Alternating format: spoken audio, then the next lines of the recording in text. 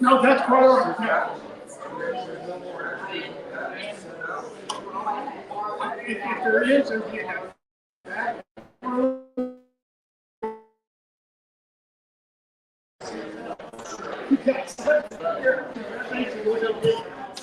But, yeah, if you see that you can't put two people right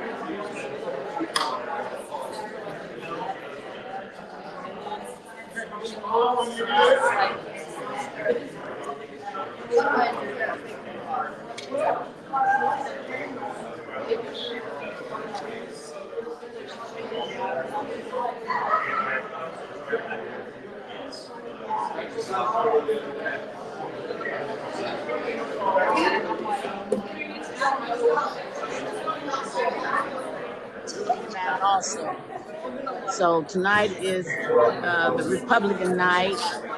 I'm here so you can see what they talk about.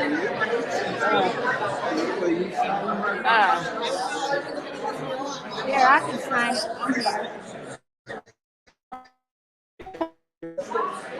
Here, hold this phone.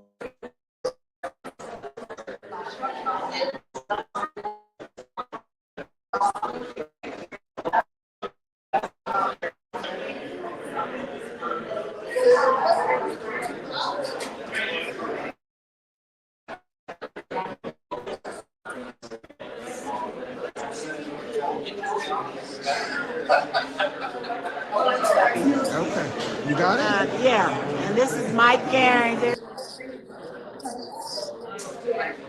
Now, what you got a shirt on for? What you running for? I'm running for county commissioner. Possibly, but what?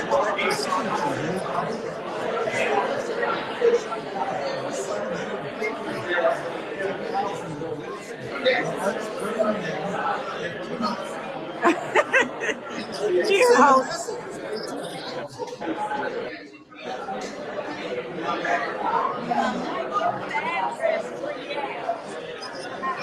We're at Red Bud Estates on 38th Street, 1800, and they're at the, you can't miss it. You'll see all the cars. It's going to be a packed house. It'll be standing room. It should be a very good question and answer center. I encourage everybody to come out. Good questions. Interview candidates.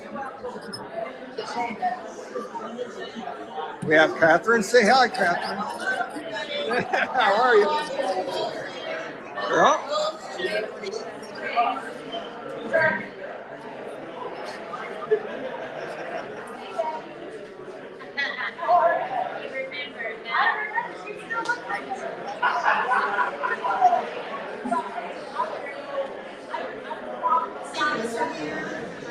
we have Deputy Stiegel.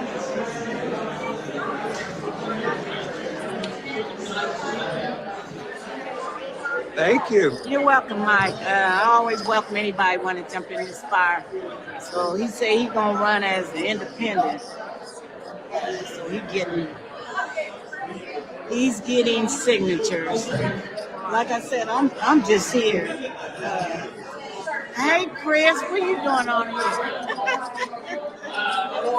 This is the Tea Party. We're over here at Redbud Estates.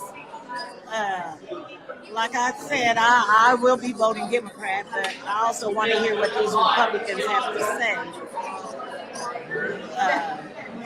about some of these officers.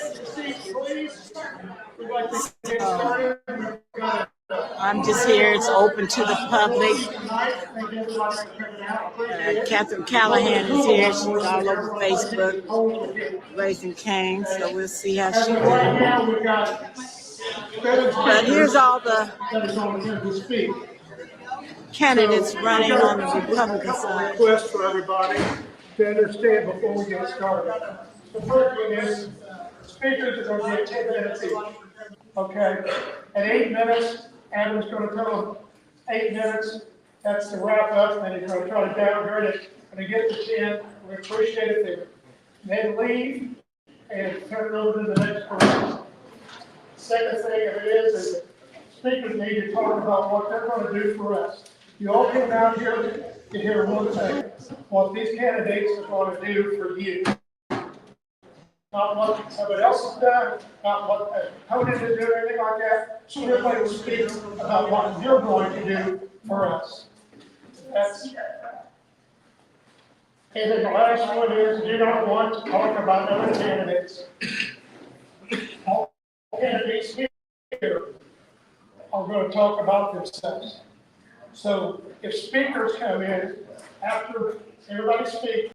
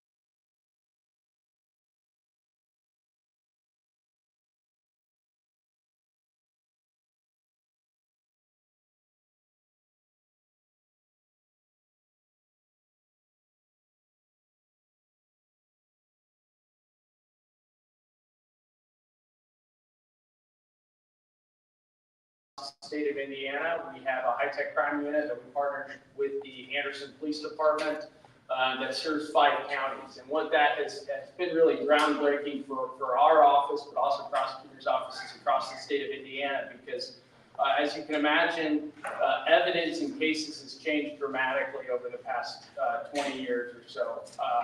You know, I joke that some old, particularly with Rodney, you know, sometimes a long time ago, trials were, you know, half a fingerprint, a hunch, and a small case file. That's not the reality that we face anymore. We have, you know, because as you can imagine, evidence in cases has changed dramatically over the past 20 years or so. You know, I joke that some old, particularly with Rodney, you know, sometimes a long time ago, trials were, you know, half a fingerprint, a hunch, and a small case file. That's not the reality that we face anymore. We have, you know, we have to do Facebook search forms, Instagram, all kinds of social media. Cell phone extractions is a massive amount of data for us. And I think that they have been a great advocate for policing and transparency and accountability with the public, but it creates a lot of discovery for a prosecutor's office. So what we have to go through has changed dramatically, and what we have to review, turn over, and discovery.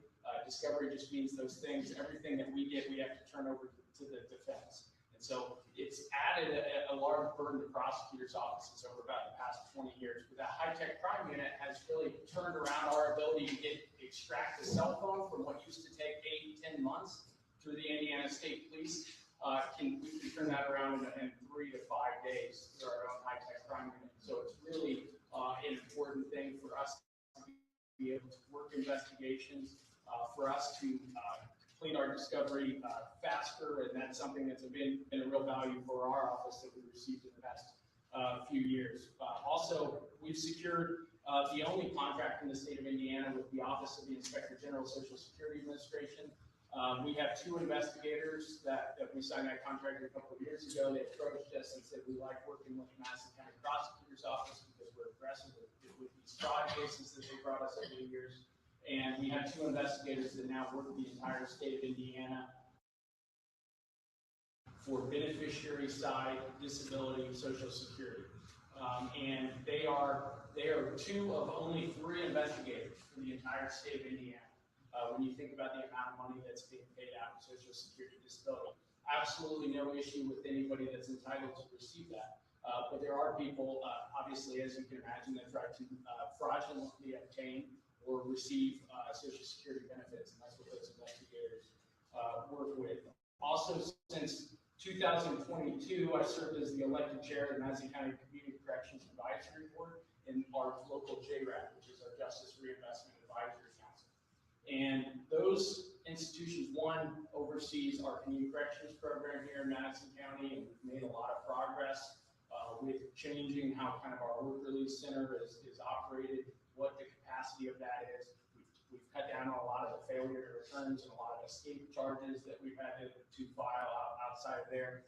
And then our Justice Reinvestment Advisory Council really serves as a new hub for investment through grants and things like that through the state of Indiana. It's really a great system for us, the sheriff, and the members of the criminal justice system to get together consistently and to attack these problems from shared information and from having these conversations. And so I'm proud to be part of that. Through these past 6 years, we've maintained, Madison County is about the 13th highest in population in the state of Indiana. There's 17 counties with a population over 100,000. Every year we're right around 7th, 8th, 9th or so in terms of felony filing. We face a real criminal justice challenge here in Madison County. And that is a reality that I don't think is news to any of you. What we are proud of is the amount of accountability that we get out of the Madison County criminal justice system. And I think that's because we have a very aggressive prosecutor's office. We have wonderful law enforcement here in Madison County. We also have judges that are willing to hold people accountable. And I don't in other counties across the state. And so through that time and for about the past 10, 12 years, we've had the highest per capita DOC rate, which is a consequence of both a challenging criminal justice environment and accountability. And that's what we do at the Madison County Prosecutor's Office. We've maintained an 85% conviction rate at trial, which compared to the national average from the Bureau of Justice Statistics is about 68%. So we've been successful at trial, and through that time, I've maintained a personal conviction rate of about 95%. For known murder cases, murder cases, and other different types of trials between drug dealing, child molest cases, rape cases, every type of major felony case. I personally tried in the courtroom, and I want to talk just briefly. Where am I at on time? I apologize. We got about 3 minutes. It's got about 3 minutes. So I'll talk very quickly about what my 4 priorities are. If I'm fortunate enough to serve as the next prosecutor in Madison County, one, I maintain our office has, and first and foremost, we will.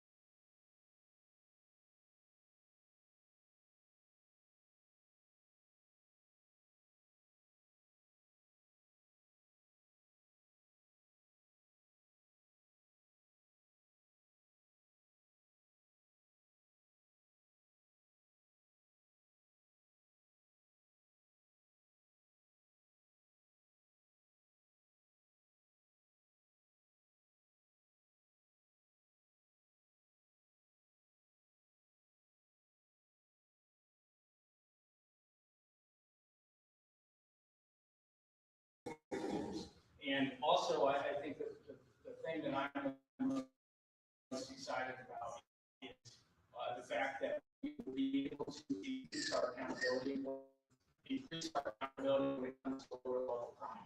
That is one thing that we have not done a good job with in the previous years. And the biggest challenge with that has always been the extent of jail overcrowding that we've experienced in Madison County. And I don't think the public understands just the extent to which that the entire system has had to work together to reduce our jail population numbers, not just in the Madison County Jail, but in other counties. And there are times with people, I'm not talking about their first misdemeanor offense or their second, but we have people that have committed 10, 15, 20 misdemeanors. And you cannot tell me that they do not deserve a jail sentence for these types of crimes. Behavior, you have to sit down. And we are going to do a better job of holding those offenders accountable with those resources that we have in Madison County. I appreciate the opportunity to speak with you tonight. I look forward to answering any of your questions.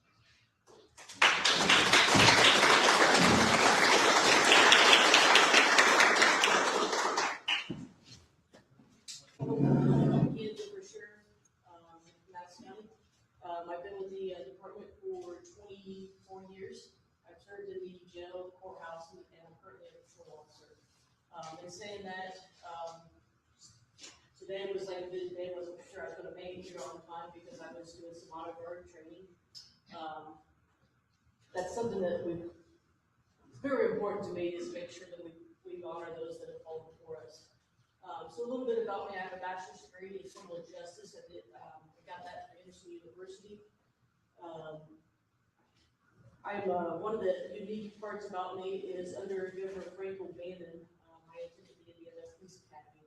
During his administration or his governorship, He wanted higher educated, better qualified officers, so I was in the inaugural class. So that's pretty unique, and then one of the things that I tried to learn from is that they emphasize leadership, they emphasize the abilities to go out there and be more than what we can and do what is right. The things that I like is backing on word, but deeds, not words. There's a lot of things that's been said, there's a lot of things that's, not accurate, and I think it's really important that we act, what we say is what we do. That we're out here in the community, we're not overlooking the problems that happen in the community. Deputy Prosecutor Hannah, he mentioned a big thing, is misdemeanors. We have not been arresting on misdemeanors as much because the perceptions in the community that we're not doing our jobs. And the jail has been a major issue with that and overcrowded. When you're overlooked, when someone thinks we're overlooking it, we're not arresting on it, when there's no consequences, it makes all of us look bad, and it makes citizens' perception on us bad. And then I think, statistics in policing is kind of a unique thing. In the statistics can show that crime is reduced, but we don't feel safer. And when you say that crime's reduced, if we're not arresting on misdemeanors, if the public's not seeing us arresting on misdemeanors, they're looking like we're not doing our job. We're looking at this court system's not functioning right. And perception is the public's not going to want to report the crime to us. So hopefully with the jail, we'll be able to get more of those that are guilty to have some consequences, and then we're going to get a better perception. That's one of those we'll have to work together to see what we can do. Not everyone's needs to stay in jail, but consequences.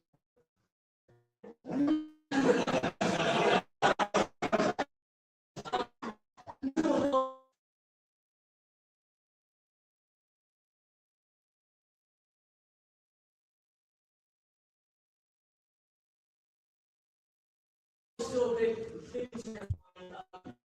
Any of you have noticed that we have more people on the streets and 10 cities. I ride horses. We ride horses through the trails in Madison County, and a lot of these trails, I don't even feel safe on my horse. And I know being on my horse, we can take care of a lot of problems. But when you see tents, when you see needles, when you see syringes, and I'm up there on my horse getting concerned about my horse getting stabbed by one of these needles out here when I'm walking these trails, that's a big concern. And one of my daughters was even jumped on one of our trails. So this has been in the past, but it's still, safety is a big concern. I mean, my mom won't even go on the trails because after my daughter got jumped, she's like, I'm older, I can't defend myself. And we should have a lot more safety. To know that, we have all this beautiful land and yet we're allowing people to invade it, it's not making us feel safe. We need to get those people out. We need to get them, get them off the streets, put them in some kind of community, do something. I mean, jail is not the solution.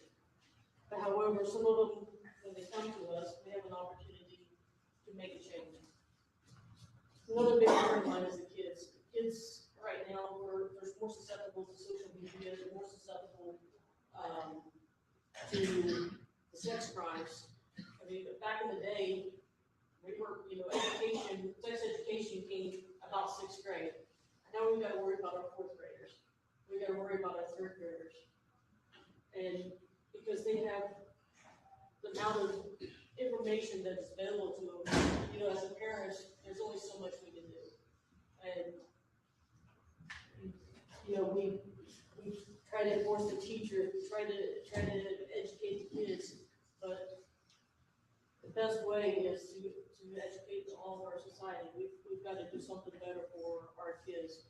If I am right on numbers, there's almost 500 sex offenders in Madison County that are registered. That's a very big concern. I don't know, it's mental health. Is it because they feel safe in Madison County because we're not knowing them enough. Is it, you know, why are they here in Madison County, and why do we have such an influx of those that commit sex crimes? I know there's some task force. We probably could improve on our task force to make it safer for the community.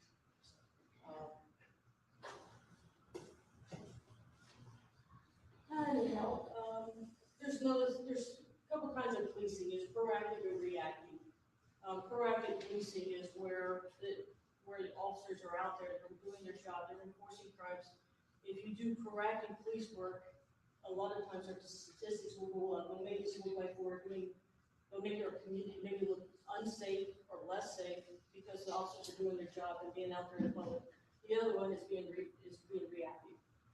If you're a reactive officer, then you're just waiting for the calls to come in. I know at least in one university, they fired an officer because he was proactive in making it look dangerous for the kids that was attending that school. That's a concern of mine. I want to make sure that our officers are doing their job and building that they can be proactive, they can go out there and do effective arrests, and that they have the support and the backing that they need. If we don't pay attention to crime, it's going to look like crime's allowed in here. So hopefully we can make a lot of changes and be out in the community more. With the increase in technology, we've not interacted as much. We stay in our car a whole lot more, and that's a big concern. Tinted windows, you're able to hide in your car. Community can't see what you're doing. That's, you know, people want to feel like we're able to be approached, and I know even without all of our technical gear and our tactical gear, we're looking more militarized and not so much like we're approachable. And you know, if we're out here in the community, if we're out here on the ball fields, if we're out here interacting a lot more, it's going to be a lot better for our perception that everyone has of us. So you don't have any questions? Yes, sir. Hi, my name is Doug Shuck. I live here in Anderson. How long have you been with the department? 24 years. What's one thing that you would do differently if you were elected? One of the big things is communication. Getting some statistics out there for you, maybe not necessarily statistics, but let you know what we're doing. Let you know, hey, you know, if we're setting speed zones, you know, let you know, hey, we're doing seatbelts. Let you know why we're doing that, instead of, if you guys see us every once in a while on the interstate and you see us doing a speed zone, you think, okay, why are so many cops out there? What are they doing? But they could be doing something in the community. Making it safer on our roadways is one way that we make it safer for the community. Any other questions? There'll be more time for Q&A later as well. Great.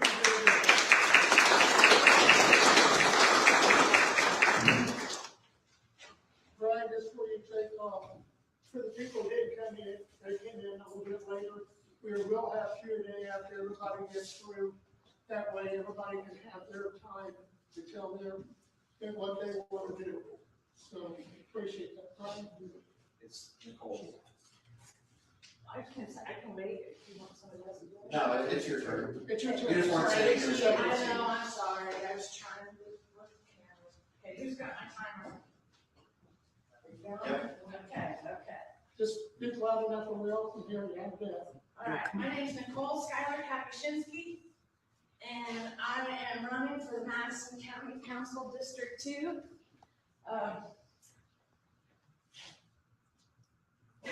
And to be an Indiana delegate, because I've experienced what happens when the government fails, and I refuse to stay silent about that.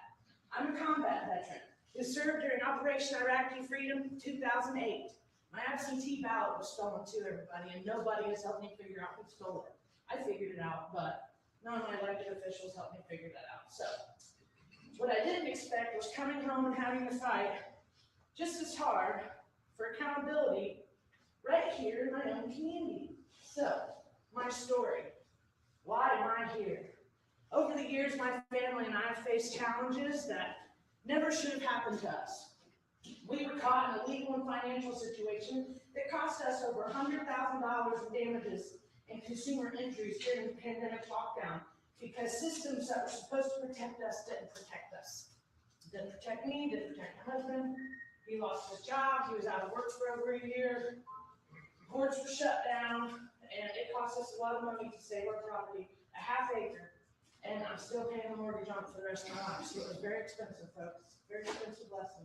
And like many of you, we were left to figure out on our own. No guidance, no accountability, no one stepping in to fix what was broken. So I did what I've always done, and I started digging. I filed complaints. Some would probably tell you I'm like the local Karen, because I filed so many complaints, and I really don't care at this point. There's no accountability, no one stepping in to fix what was broken.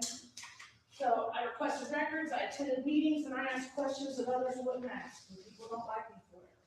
And what I found wasn't just one problem, it was a pattern of missed oversight, a pattern of decisions without transparency, and a pattern where the people paying into the system weren't being protected at all. And I don't feel like if I'm paying property taxes and nobody's coming to help me save my property, then they shouldn't get to tell me how to spend my money. That's just me. Now, let's talk about the role I'm running for, because this part matters. The county council is the financial authority of the county. They control the budget, they decide how your tax dollars are spent, and they approve funding for department projects and salaries. They are supposed to provide oversight to make sure every dollar is justified. They hold the purse strings for Madison County, and that means they are supposed to be one of the strongest checks and balances in local government. And I'm not trying to harp on anybody, but I am part of the 47% of Madison County voters and taxpayers that don't get to see justice, and I'm still upset about it. So, carrying on, where things are falling short. But here's the problem. That level of oversight isn't always happening. Budgets get approved without enough questions, fundings get allocated without clear accountability, and the public is often left out of the process entirely. We get shut down at the podium, they try to get us carried out and claim that we are horrible just because we want to have our rights and we want to be heard. If you watch some of our podcasts, we capture a lot of it on camera. We also get in trouble for that, but if we didn't have our cameras present, like 1, 2, 3, 4, 5, we're in this room, some people would never know what was going on in Madison County. So, let's keep going. Okay, Cole, What is my time? While you're looking at it, what you tell us what you're gonna do to help us? Okay, that's if you right, get that's, elected. that's where I was going. Thank you. You got 6 So, minutes. I got 6 minutes, okay. What I plan to do, and what I turned into the Herald Bulletin, which will be printed in the Herald Bulletin, was, okay, people keep saying that I don't have qualifications. Well, I'm a former Army Logistics and Administration, national and international defense, and I have medals in global war on terrorism. I'm now known as a combat veteran, and I have a lot of free time to fill. So political experience, I've done the active and local government meetings, grassroots organizers, experience in civic engagement, public records investigation, and holding local officials accountable through direct participation. Changes I would make if elected. I aim to build a stronger Madison County through transparent leadership, responsible budgeting, common sense, and community-driven decision-making. My priorities are putting Madison County first, improving the infrastructure, addressing the water and the environmental concerns, supporting responsible economic development, and strengthening public safety, because and that's like one of my #1 things is public safety, and I feel like I have to agree with some of the things that Steve was up here saying, that there's a lot of safety issues when you get out there on our trails. I did the homeless community stuff, so I've been out there, I've helped clean them up. In fact, that's how me and Catherine met, was cleaning up the one over by Dawson's Garage, and it cost the taxpayers over $100,000. But we got it clean. So, the other, I will ensure the government operates openly and efficiently while fighting for accountability and making sure every resident receives the justice and representation that they deserve. I would also find funding to build a new morgue and to create some type of homeless hub for Madison County that helps get people back on their feet instead of continually putting them back in jail and locking them up for everything that they do, because not everybody that's homeless is a drug addict. Not every addict is homeless. So, and I'm aware of some. So that's why that is very, the homeless stuff is very near and dear to my heart, because I've been homeless, some of my family have been homeless, and there's not a lot out there for us to get back on our feet. But I went from hero to homeless to homeowner in 10 years, so I did something right. So I just want to share that with everybody.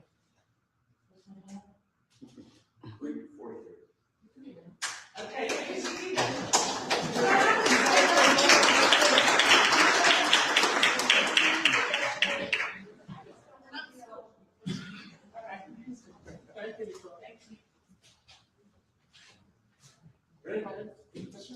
Good evening, I'm Brian Bell, I'm a public candidate for sheriff.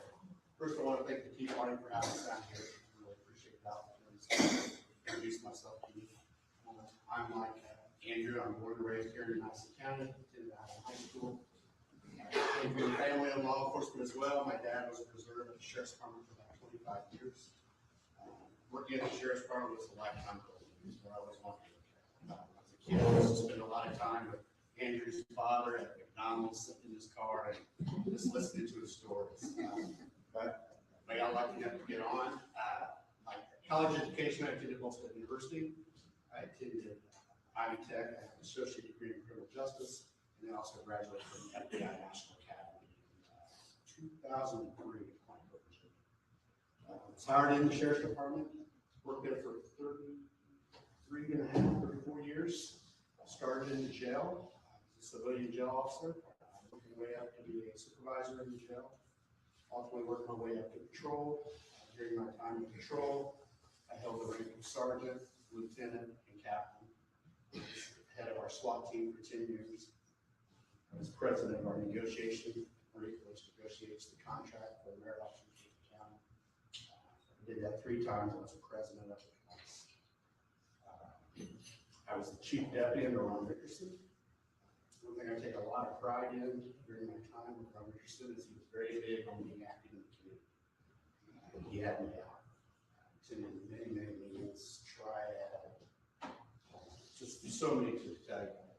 Got to the point where everybody knew me by name. But I believe that's the job of the sheriff. You have to attend these community events to know what's happening in your own backyard. I ran for sheriff twice before. I'm running again. My 4 main things that I want to see accomplished is I absolutely believe the sheriff has to be visible. You have to be visible in the public. You have to be visible for your guys. That means sometimes you got to get up in the middle of the night and show up on calls. You don't need to show up and micromanage calls, but if you have homicides, if you have fatalities, you need to show up and support your guys. I will do that. I've always done that as the chief deputy, continue as a sheriff. I'll also continue to be involved in community events, not just during election time, but the whole time. I'm a very big believer in Judge Sims' vision for the jail, having a drug treatment facility for mental health. I think that's a great opportunity for the county as a whole, because drugs are probably the #1 crime in Madison County. I will also increase enforcement of drug activity. Over the last 3 years, we had 2 guys removed, a female and a gentleman removed from the drug task force. I will try my best to move them back within the drug task force. I will make sure that your tax dollars are being spent in Madison County. We have 2 officers now assigned out of Madison County. I can promise you, one of them will be coming back. I believe that they are doing good work, but most of that work should be done in Madison County. It's your tax dollars. I also believe the sheriff should work hand in hand with the county, especially now with the county budgets. The sheriff's department is one of only a few agencies that actually brings in money, and they have quite a bit of money within the commissary account to help offset the budget. At last count I saw was $2 million. I will do my best to work with the county to help the overall county budget for everything. Appreciate your time. Appreciate you letting me speak. And waiting for some questions. Thank you.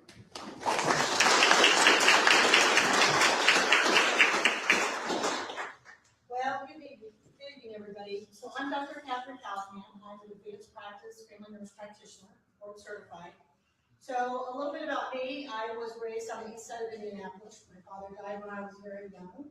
I was able to attend college and his service-connected death. And then I paid my own way through master's and my postgraduate work. So I do hold a Bachelor's of Science in Nursing. I do hold a Master's of Science in Nursing and Clinical Nurse Specialist in Women's Child Health. I also have a postgraduate as a family nurse practitioner, and I also hold doctorates in nursing practice. I've been the dean of nursing schools, and I've practiced in many networks, so I'm very familiar with how insurances go, how cost is developed, and how things actually work in healthcare. So, more about me, I have 2 children. People often ask, what do I think about education and the fight for the children to have the choice of where to go to school? My kids have been through parochial schools. I was blessed enough that I, got an education that I could support them and put them through the best schools. We found early on that my kids excelled in education and we could not stay there. So I then moved them to a public school. I then sent them on to a public school. They became the #1 in their class and they brought home no homework and no books. I found that to be a problem as well. So I sent my one daughter off to school to study over in England. And she went over to England and she called home and said, I can't stay in this school. That was right here in Madison County. So after that, they both scored perfect on the IREs. They have done very well. So I moved her to another public school, which she aspired and did very well. She herself went and got her own full scholarship. I had no idea until the first day she attended college and said, you won't be paying for this.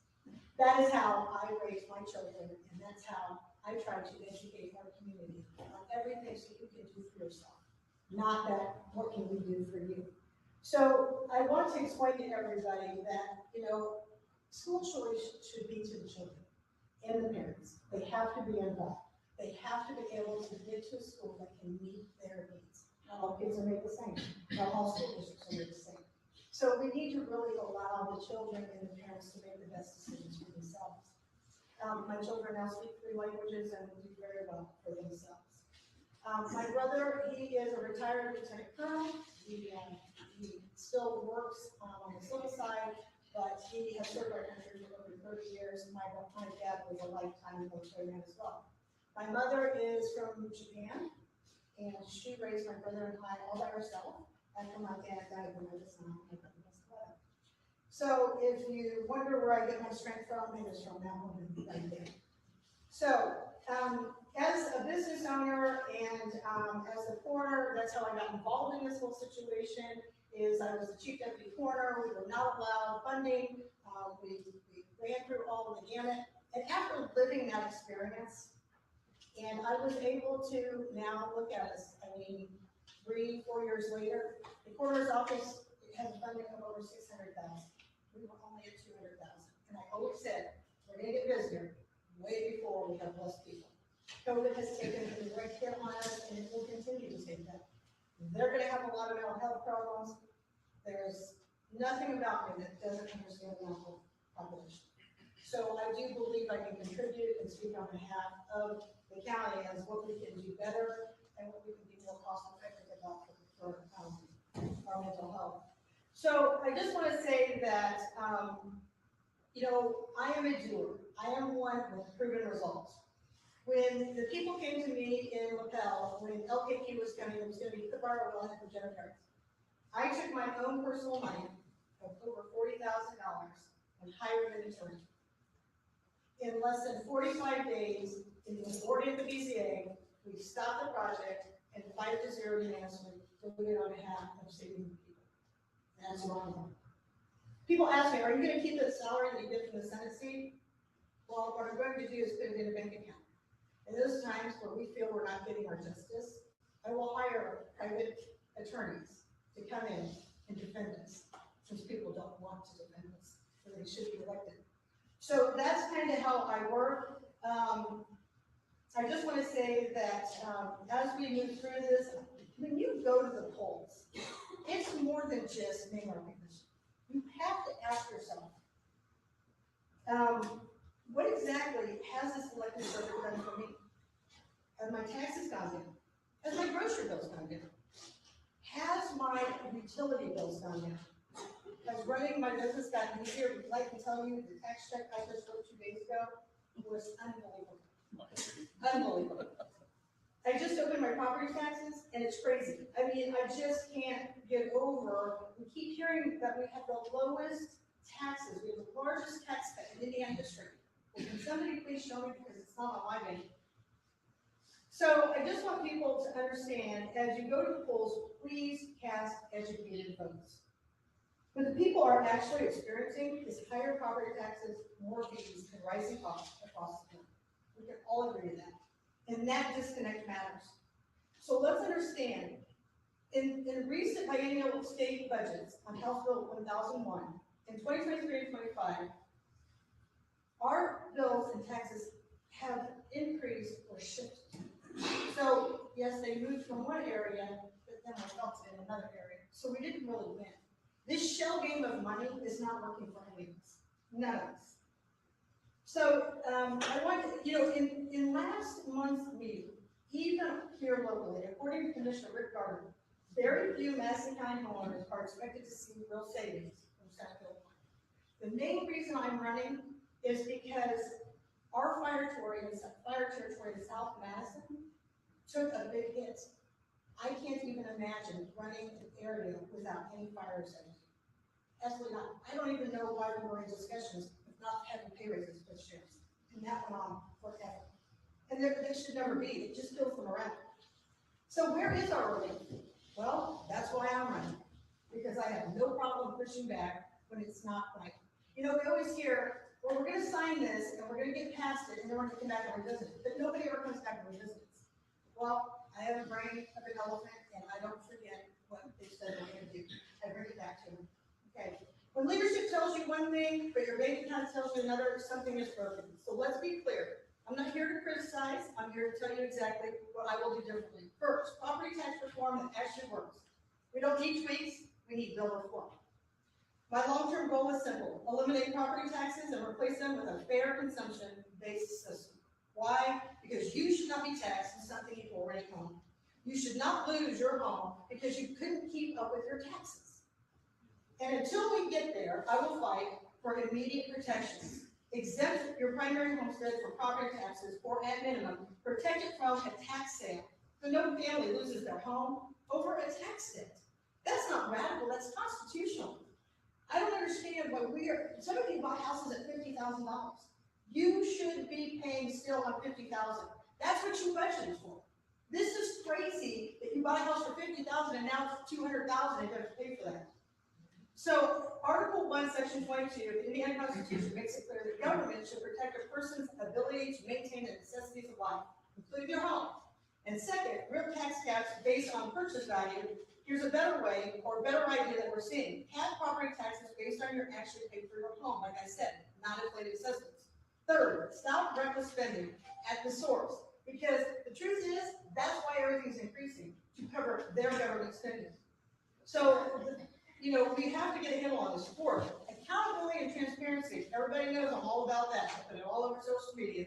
So full transparency is absolutely imperative.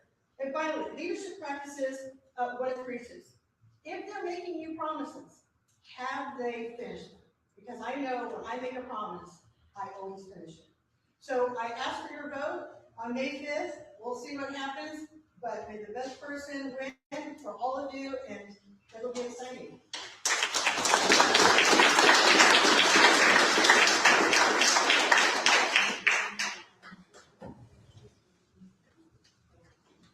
Hello, my name is Dan Church, and I'm running for Commissioner of the South First District. I currently am the Madison County Treasurer, and I'm completing my second term. I've got 7 months to go there.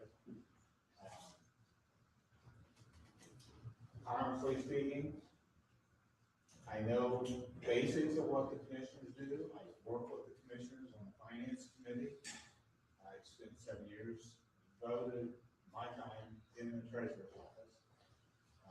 We've been fairly successful with that. I think by the end of this term, the county will earn about $20 million based on the investing that we've done for the county and attempt to build up the county funds, work with the auditor on the rainy day fund, which some people just touchy subject.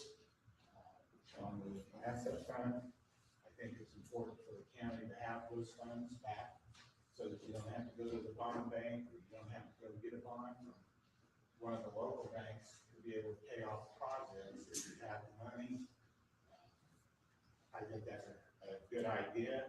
I spent 25 to 27 years in the financial services industry. I have a degree from Indiana University in management. When I became treasurer, I talked to you, I said, I've only managed myself for 27 years. But I stayed on when I became treasurer. They've done an excellent job, and most of them still there. They allow me to be able to work at finding investments that we can use to improve the county's baseline.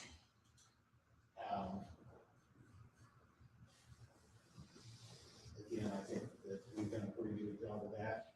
I've taken some of the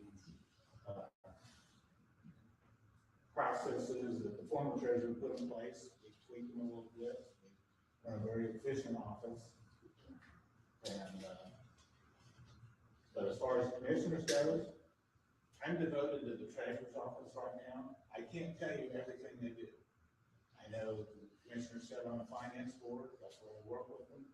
We reconstructed the financial plan of the county around different investments, and that's how we've gotten where we are. If I win as commissioner, I appreciate your support on that. It'll take me a little time to get in there and get going, but I will not set quietly all the time. If I think something's going on I don't like, I will let it be known. But I only want to be one of three. So I'm not going to sit here and promise you I'm going to do a bunch of stuff because I have to be two or three to get anything done. But I will work at it and do the best I can and devote the time to it like I devoted the time to the treasurer's office. And I'm not a big talker, so thank you very much for having me here. Thank you.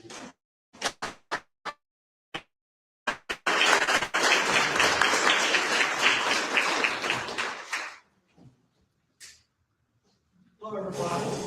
I'm Mike Gaskell. I've had the privilege of being your state senator for almost 8 years now. And coming here today to humbly ask you to accept me again for 4 more years to see if we can get some more things done. A little bit about my background. Grew up in Anderson and Pendleton.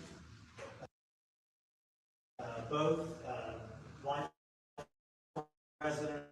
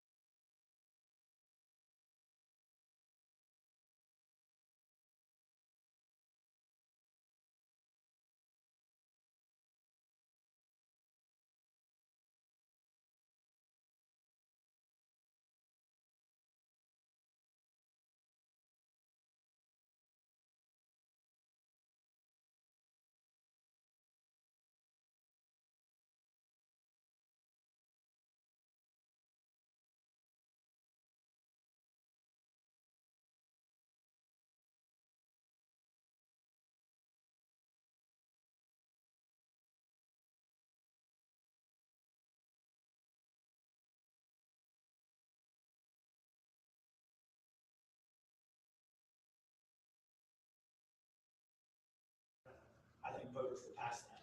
Look forward to sticking around and answering any questions that anybody has, even after the program is over. I'll stay in here until they turn the lights out, and I'll stand with you in the parking lot.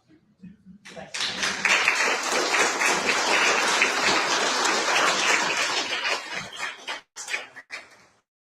First, I want to thank every speaker who did a wonderful job, stayed within point.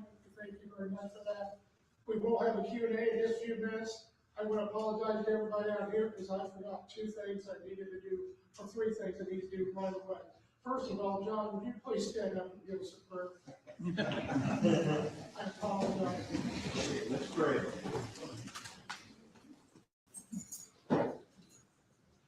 Blessed are you, O Lord our God, King of the universe. We acknowledge your kingship, your sovereignty over us, and we humbly thank you for the graciousness that you've shown to us through your only begotten Son, our Lord and Savior, Jesus Christ. Thank you for these who are now or aspire to be public servants. We thank you for their witness and what they shared with us tonight. We ask that your will be done, and that life in the state of Indiana and in Madison County would get better as a result of men and women who are called to public service. We pray in the name of Jesus. Amen. I pledge allegiance to the flag of the United States of America and to the republic for which it stands, one nation under God, indivisible, with liberty and justice for all. Thank you, everybody.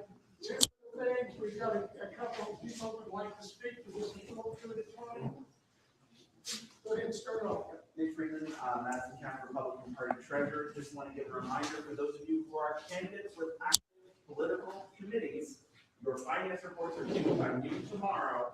If you're a local candidate, it is due to the county election board. You can email it to the county election office. If you're a state candidate, you have the e-filing system with the state. Just make sure your reports are in by noon tomorrow. If you haven't already seen it. Thank you. Susan is a board member of the Tea Party. She's got some information here she'd like to share with everybody. Well, yes, I was wondering how many of you knew about these toxic batteries that we want to put in Marlboro? Okay. About maybe 4 of you. That's what I'm getting going around. I just found out about and it's called it's battery storage. It's for electricity. They want to put it in about 1.5 miles from my house, and there's a lot of bad things about it.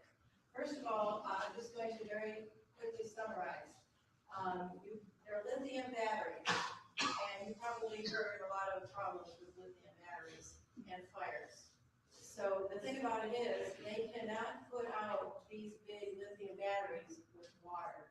They have to have sand or cement or foam or something like that. And then even the gases that go up in the air when this fire is going on is very, very toxic.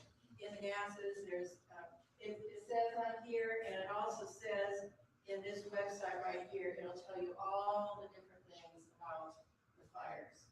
They're just really, really bad, and you can die from them. And the thing about it is, if you do put water on them, that's really bad. So the next bad thing is that they use a lot of water. And you know how the problem with water here in Madison County is. So, and they pollute, they make a low humming noise that's going to drive people crazy. And the last thing that I want to say is that it's going to make our the value of our houses and our property go way down, especially if you're close to it. And like I said, we are going to be about 1.5 miles away from it, which also means that if there is a fire, we're going to be notified, and we are going to have to leave our home just like that. Which, we don't know if we're going to be able to go back or not. So I have these flyers. It has the website on it. This group, novetsnest.org. They're fighting this, and Oh, yes, I'm gonna hand them out.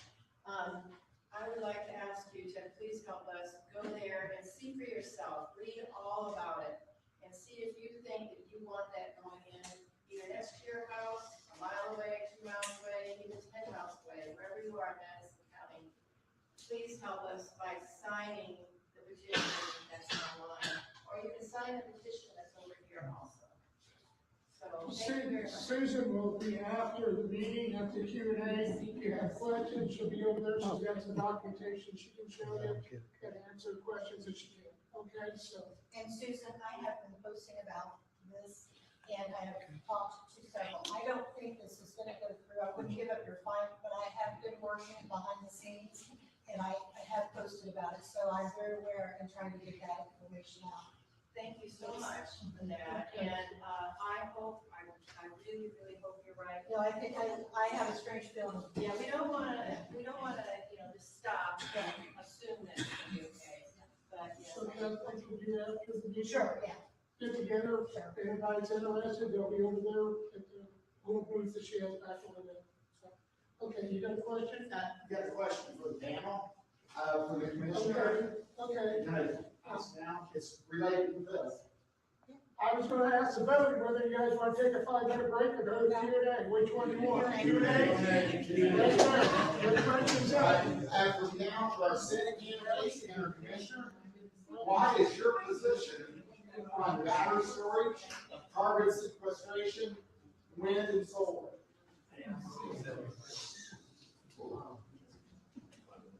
Who did you ask the question?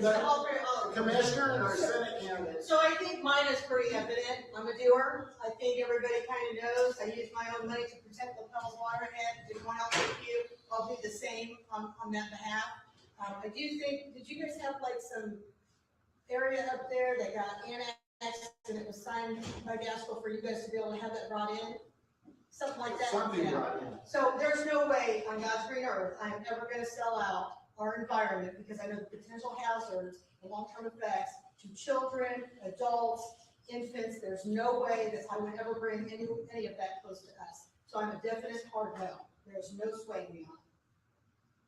Okay. Can I respond to that?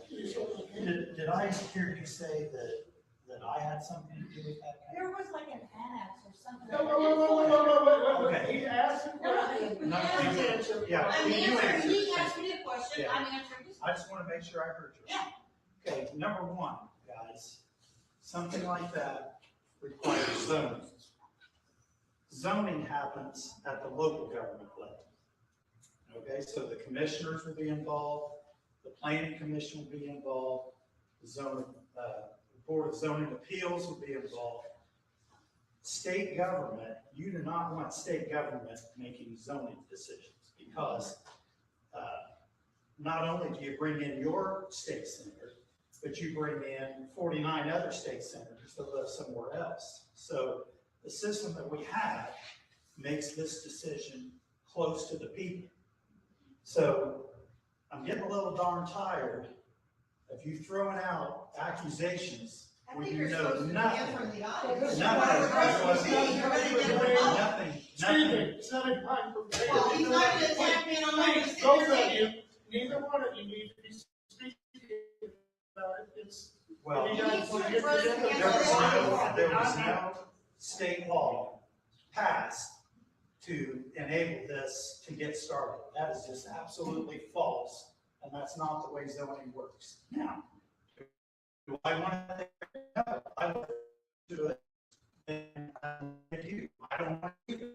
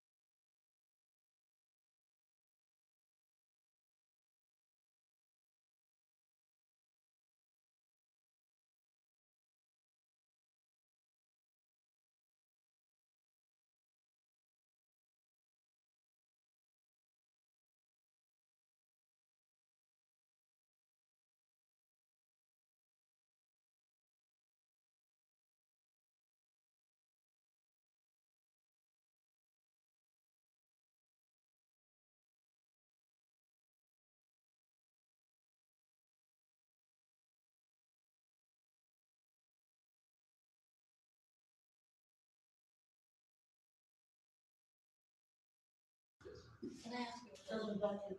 How long does a case like this generally take over to the average?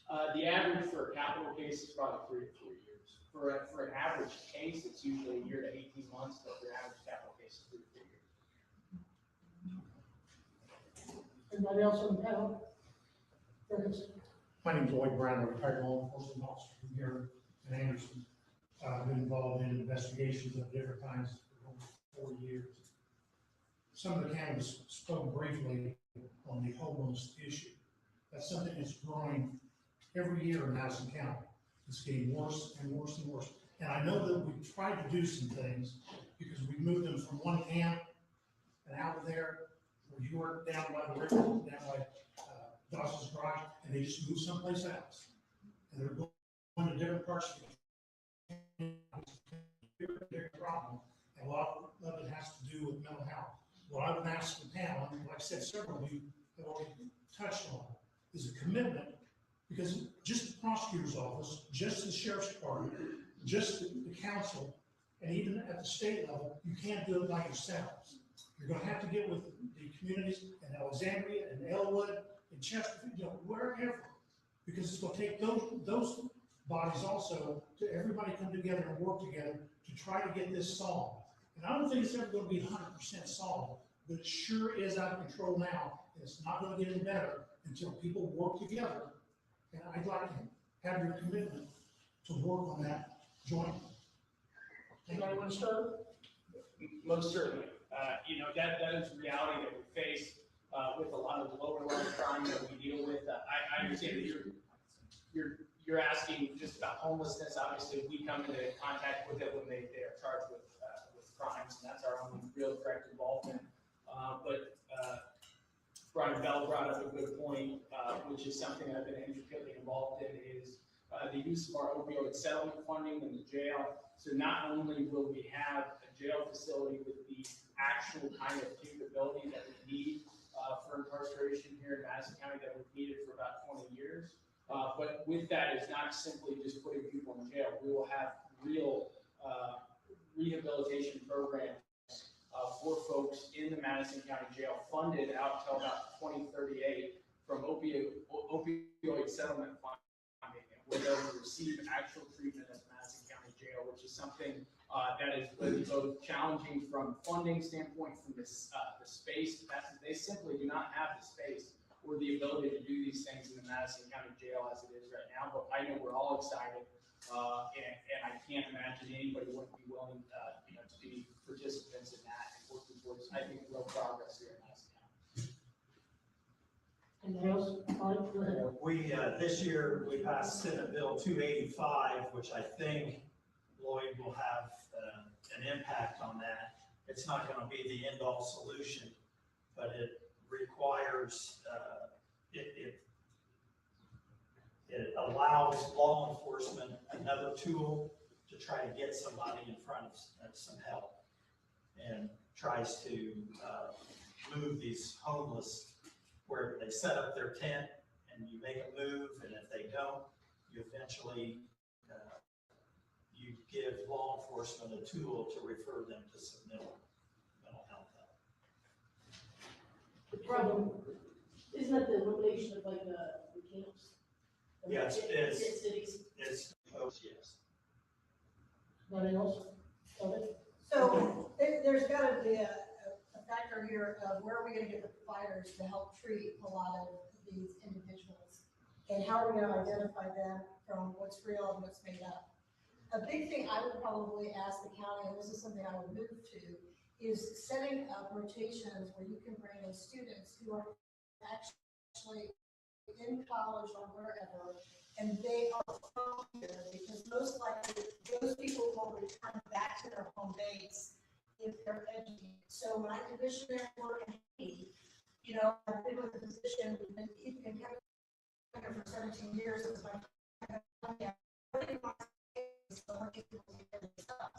so there's a local hospital. We found it was actually from that area, and we had it was area, and a year later, haven't been back to that area since, and it's been almost 15 years.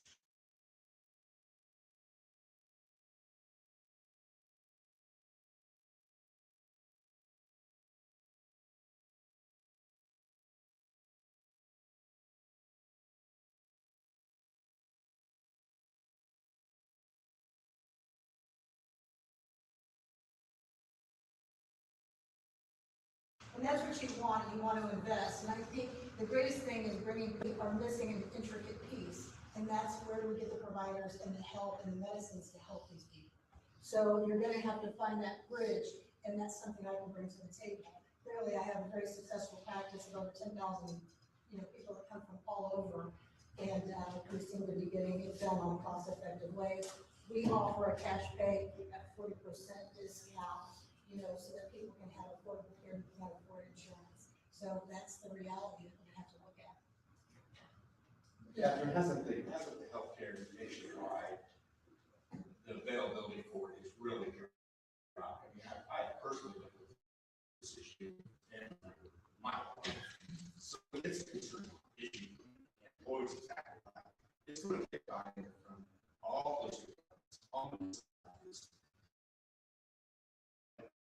I think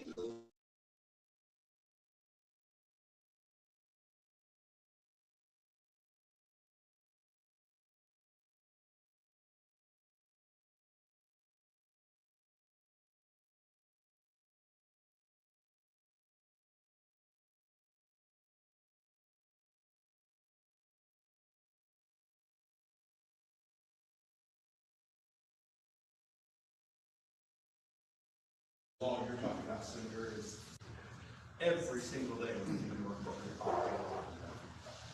and so many times the health care providers would be frustrated. Why are you just didn't get help? It was a huge frustration for me, and I know all the others. But there's got to be something put together with everybody involved in healthcare, because it is a problem. I own a business in downtown Anderson. It's a problem. It's a huge problem. One of the last interactions that I had with a homeless person, and he was just by himself, wasn't even in a camp. The big problem that he had is he didn't have any ID. He was unable to prove who he was. He didn't have any birth certificate, and he said, "I want to find a job," but he goes, "No one will hire him." I'm like, "Well, you have a point." And I said, "Well, where were you born at?" "He's not from here. He's just a traveler." I said, "How long have you been traveling?" He said, 10 years.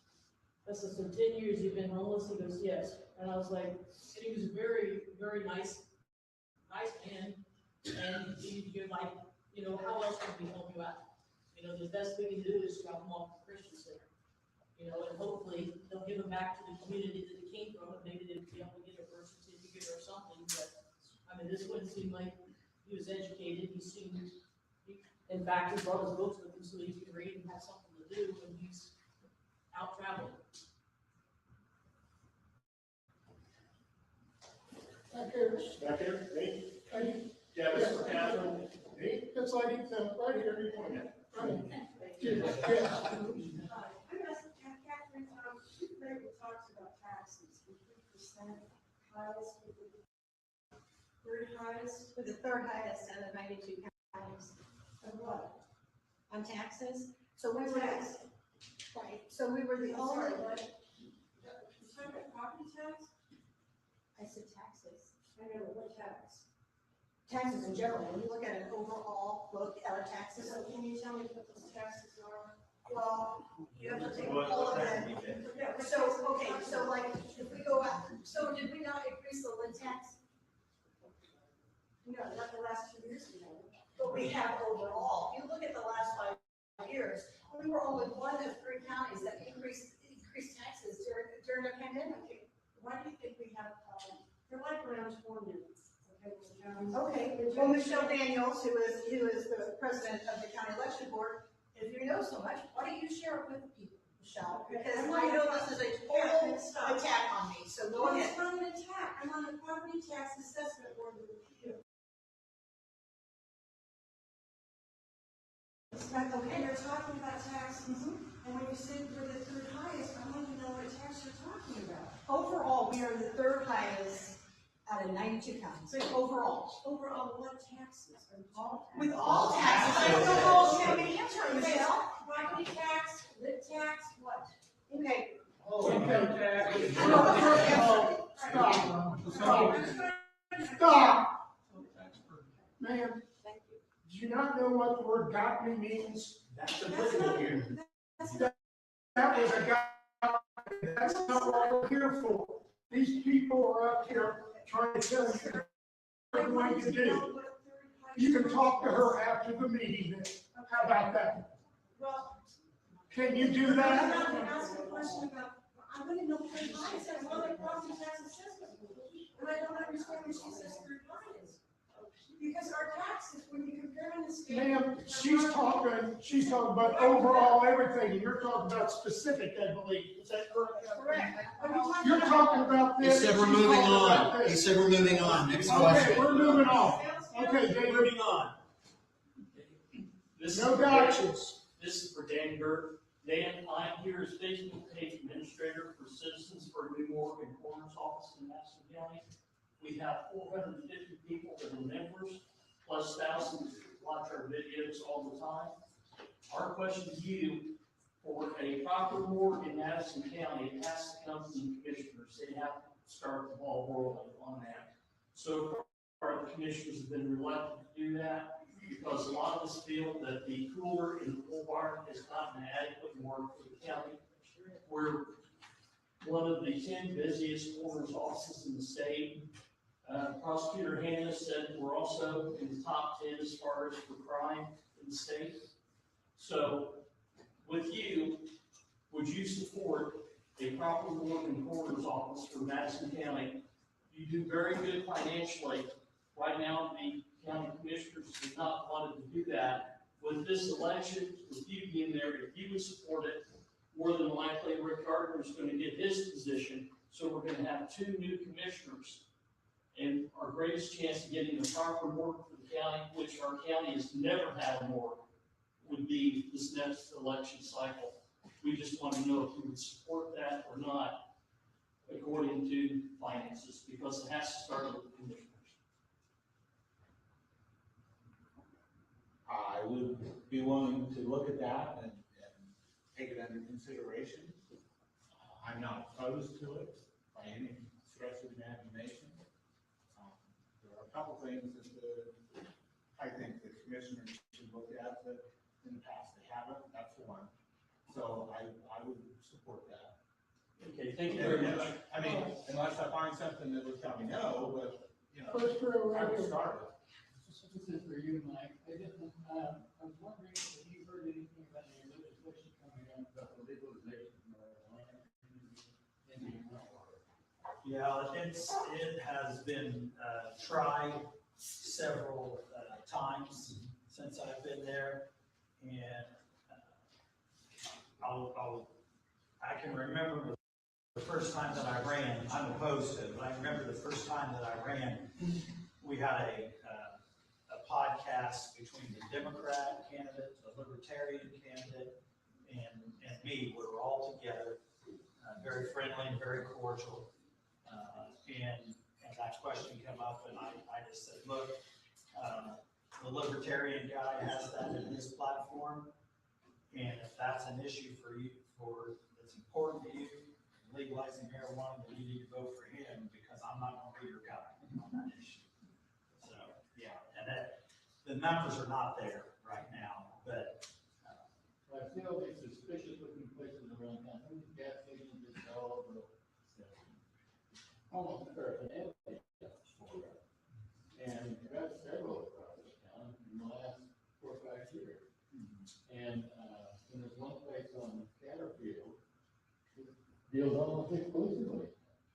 I'm sure that what they're doing is legal, but to me, the undercurrent is that it's okay to take drugs.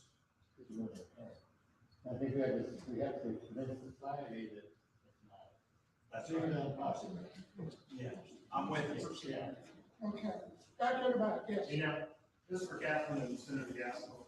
Just want to know where you guys are on the efforts to eliminate or consolidate township buildings. I'll let you pick. Do you want to go first or second? You can have your choice. So I am against eliminating township government.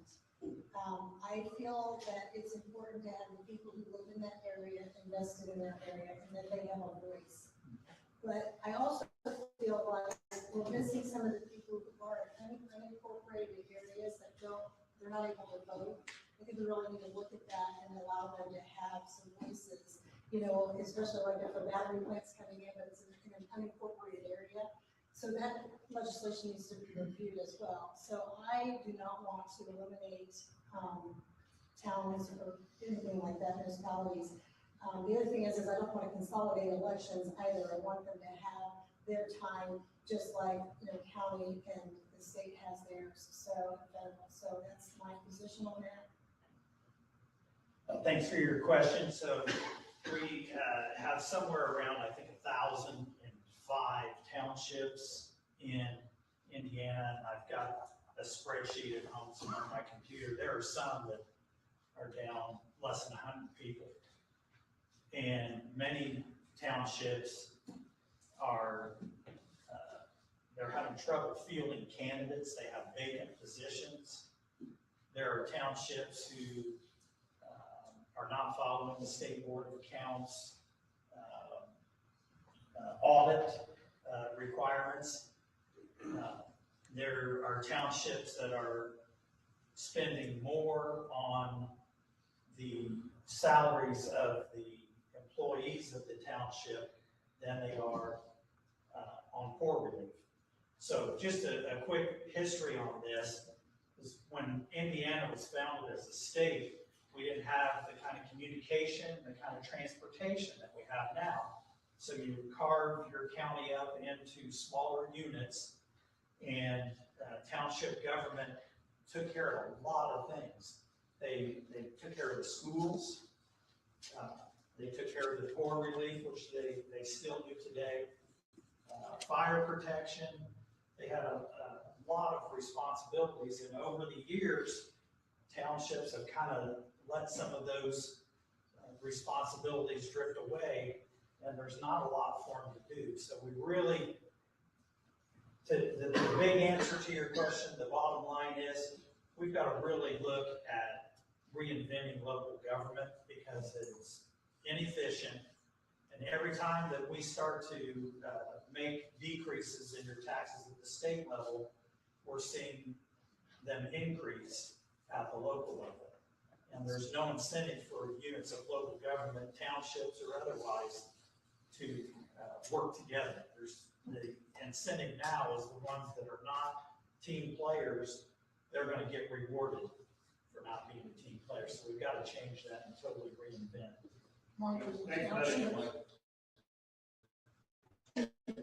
Is the townships shrinking as far as population? Well, so here's you've got the whole state, Indiana. It's carved up into 92 counties. And then each county is carved into a township.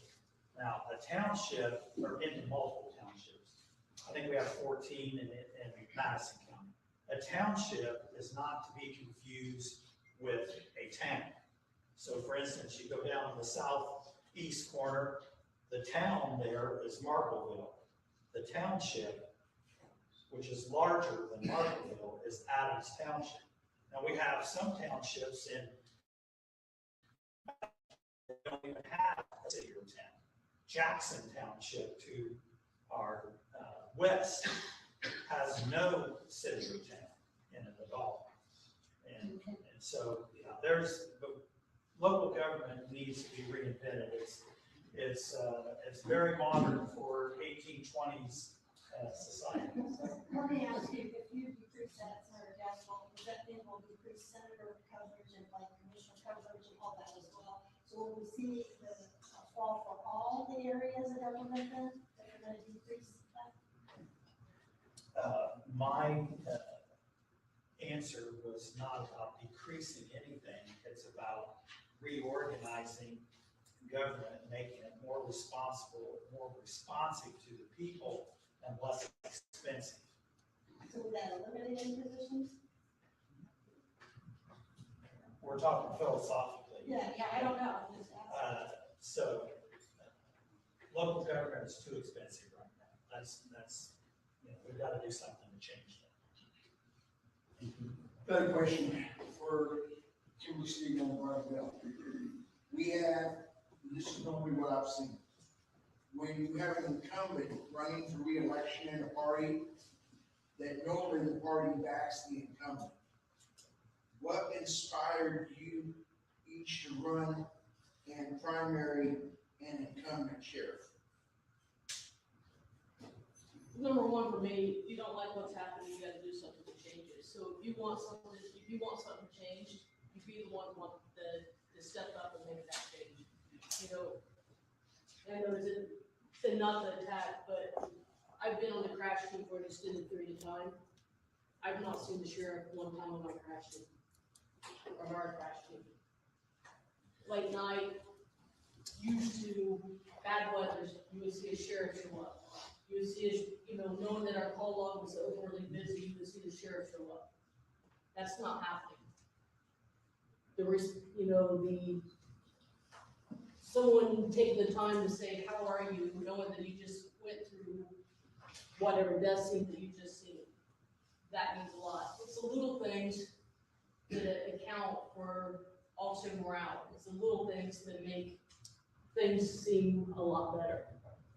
And I think there's a lot more that needs to be done to show officers, and also the communication with citizens. I don't think everyone's informed as far as what we're doing. Crime rate is not reduced. I mean, it's all smoke and mirrors. Like I said, you could say that, statistics show this. Well, statistics doesn't show public perception. Statistics doesn't show, like I said, community policing or proactive or reactive policing. Statistics only show this minute little thing, and it doesn't show the full statistics of things. Bruce. Well, like to preface my comments, first and foremost, is I have a ton of respect for Sheriff David. I like him as a person. I'm very disappointed in what I've seen in the leadership of this administration. I've been in a leadership position up there. I believe, and I said it when I talked to you earlier, it's your job as the sheriff to be the face of the sheriff's department. It's not to get reelected, it's because the citizens voted you in Madison County. They expect to see you, they expect you out and back. I've always been that way, and I've always be that way. That's why I'm running. I was also called and contacted by many officers up there who requested it. So the morale up there is not good right now. We've had to battle for pay. It wasn't until the very last council meeting the sheriff even got up and said anything positive to help. That is the job of the sheriff. And that's why I'm running. Thank you. This is for Catherine, Dan, and Senator Gaskell. If elected, what specific steps will you take to bring Fortune 500 employers to Madison County so that we can again return to single-family households and good-paying jobs? What I've heard a lot about is homelessness. I've heard about increased prison sizes. I've heard about opportunities of batteries coming in. I'd like to hear your plan, because it's a difficult situation that you are in. And I'd like to hear what your plan is. Let's go first. Captain?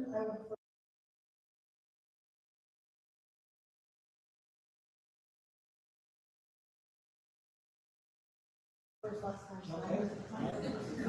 Yeah, that's fine. Yeah, so the things that the laws that we pass at the state level apply to the whole state. And so you can create an environment that makes Indiana a good place to do business. But when it comes down to employers making their choice on where in Indiana they're going to go, they look at a lot of things that the state government cannot take care of. Local government has a role to play in it as well. And school systems are highly important. And I think one of the things that we've done is try to increase school choice options. I think that's hugely important. But on the tax front, that's where we've really fought hard. Since I've been there, we've had tax cut after tax cut after tax cut. And the thing that is going to really open us up for more opportunities to reduce taxes is that the teachers' pension fund was about $50 billion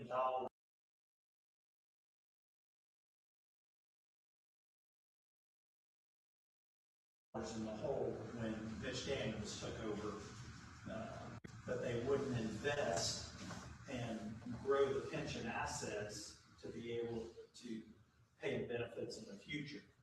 And so that unfunded liability, because you promised, when you retire, this is what you're going to get. We don't know how long you're going to live, and you're going to get a lifetime payment.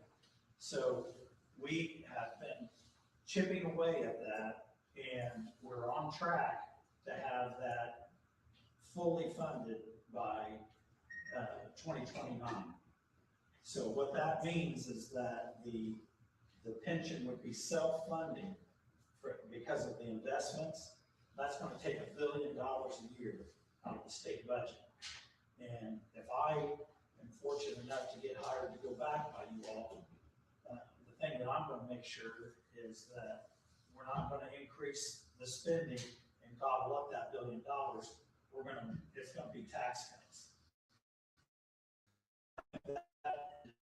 The key low tax environment with good communities are just two of the keys. And I think Madison County is situated in an area where the county is getting full and things are going to spill over to Madison County. I think we're on the verge of having some really good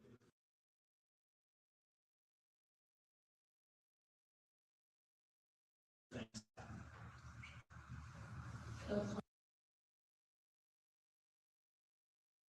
My business, driving here through neighborhoods on main roads. A lot of it's inside the city, but in the county, a lot of the roads are a mess. I think bridges, there's some bridges that need to be improved if you're going to have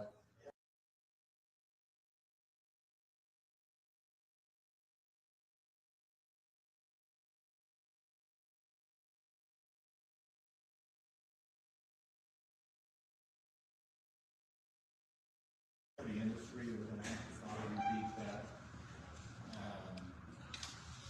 And zoning laws look at, like, for the battery. And I know what happens to the town after the upper ring is off. I used to have friends that didn't work with upper rings. Oh, the best thing that happens is you get one of those leaves. It was not. Some of them come back and visit every once in a while, and I'll say, this is the best thing that could ever happen. But I would like to see the city of Anderson and Madison County be doing better and getting jobs here. Again, if you have any jobs,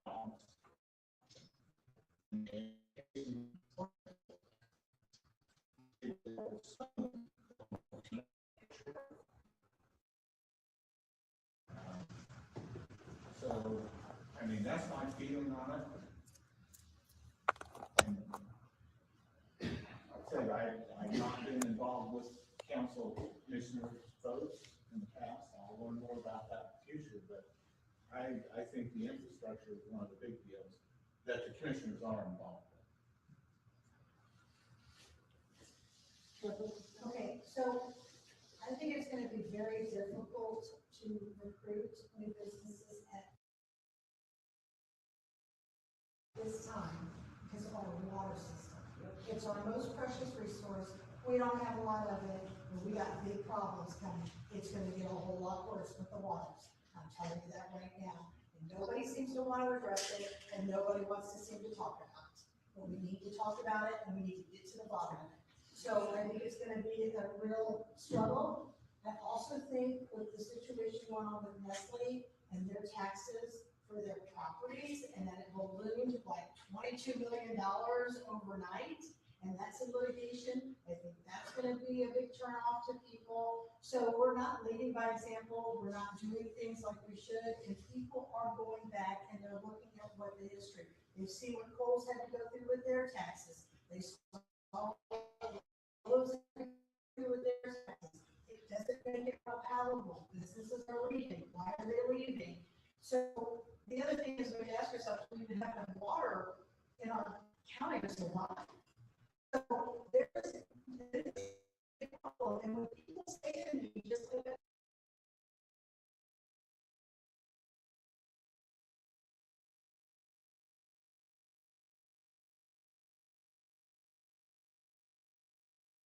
in Alexandria, and they have that whole drain problem that's going on up there, and now it's gonna cost us $20 million, and we're gonna get a regional utility district. We're going to pay for that. But everybody keeps saying, but it wasn't on maintenance. Well, whose fault is that?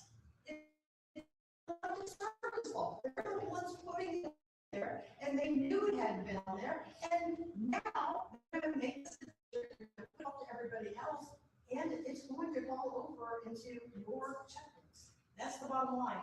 So I don't know, people talk about transparency, but I don't see a lot of it going on, except for on my. Implementation and management of a needle exchange program was mentioned. And I want to know in each of your roles, do you support the needle exchange program in its current form? Do you oppose it? Do you think it needs reform? What is your community, and what can you do in your role either to carry that vision forward or to end it? I completely oppose it. Go ahead, start the one you mentioned.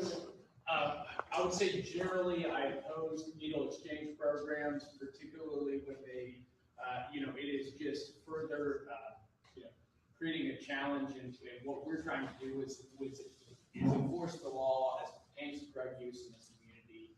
That only further compounds our problem. I understand it when it's a regional or specific effort, like some years ago when you had a real challenge in Austin, Indiana, where we had such an HIV epidemic that was going on there. And I can kind of wrap my head around it. It's a targeted approach to a specific health problem, but not just a general needle exchange program. That I don't support. The needle exchange program that we had here wasn't just needle exchange. It was given cotton balls. It was given clean water. It was given weeding in the alleys and giving the exchanging the needles. What ended up happening is the officers are called to pick up the needles. We're the one that's now dealing with the dirty needles because they're found in our community, because they don't get exchanged, they get thrown back into the community, and we have to pick them up. I think it's probably about 5, maybe 7 years ago, all officers were given a needle kit so we can pick up the needles and put it in the needles so hopefully we don't get stuck with it. So, to me, having that in our community, giving more access to them, but not make diabetics aren't given needles. It's only the drug users getting needles, and that's a big. From a business standpoint, I own a landscape company in town. We do a ton of commercial work in Madison County. We do commercial work in other areas that do not have the annual exchange program, and might have to get into real estate. It's just.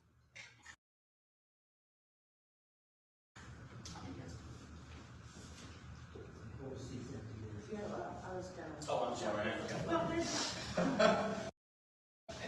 I need elbow room, I'm hyperactive, so I didn't.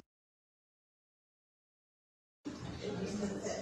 2018, I helped get the first needle exchange program defunded.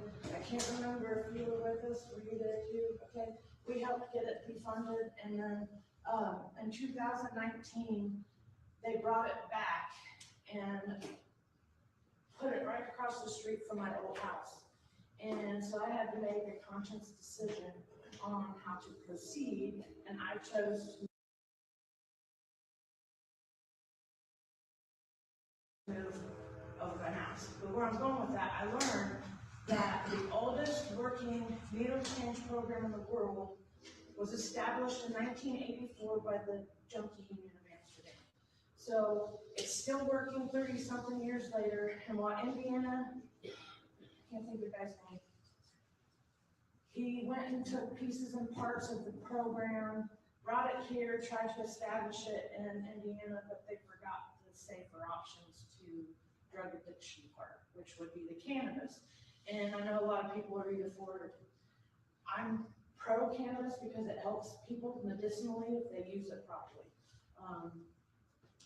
But with the needle exchange program, I think it won't function properly until they have safer options to treatment. Okay, so, that's a tough question for me because I'm in healthcare. I am for needle exchange programs. But what we're not talking about in this room is you had a poorly picked person to oversee it. And when you do not have the correct people implementing a program who are following the guidelines, who understand the guidelines, that's when it becomes a problem. And that is what has happened here in Madison County. So it's like anything, Scotts County, they had it, they implemented, they oversaw it, they had people with visions, they knew what the outcomes, if we did this would happen, we did that. Problem in Madison County is you do not have the right person running the show for that.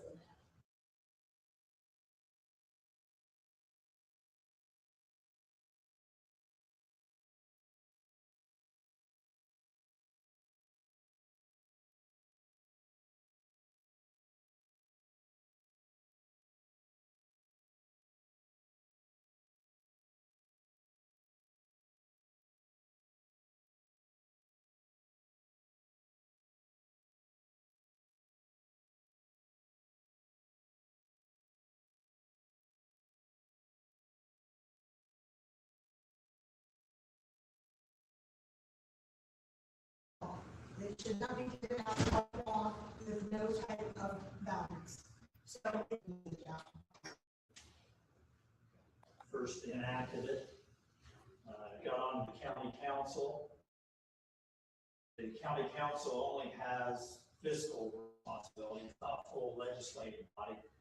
So Brent Holland, who is a good friend of mine, now deceased, fireman and county councilman, we worked together and figured out a way that we passed a resolution, or an ordinance rather, on the council that forbid county funds to be expended on a needle exchange program. And so we stopped it momentarily, I guess I would say. And then the commissioners at the time voted to continue the program, but to run it through, I believe it was a SPY at the time. So they found a workaround, and there was nothing else we could do.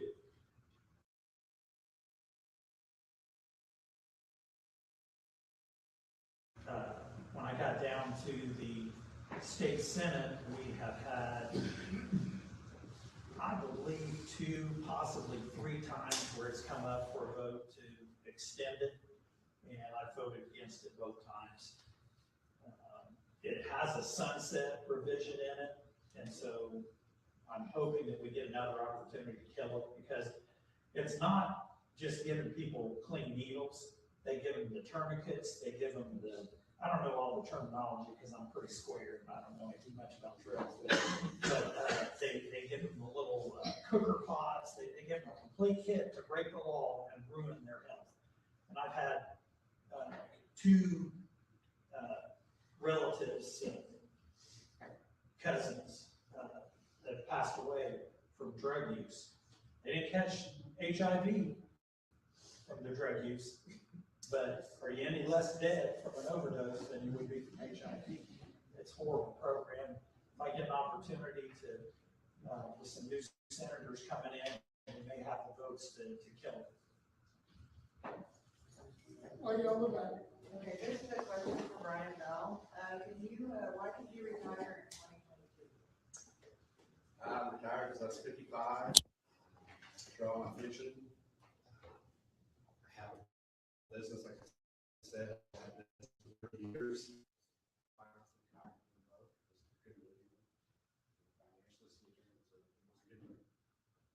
Quite honestly, probably would have stayed retired had things been going good in the church. how many years did you serve? At 33 years. 30 years.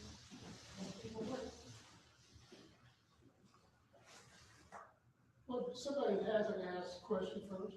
Go ahead. Last 2 years, program.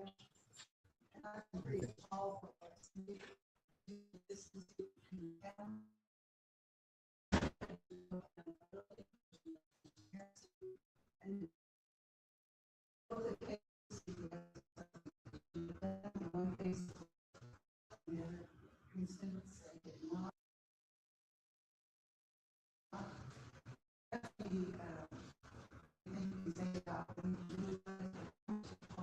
not there to help what I've seen.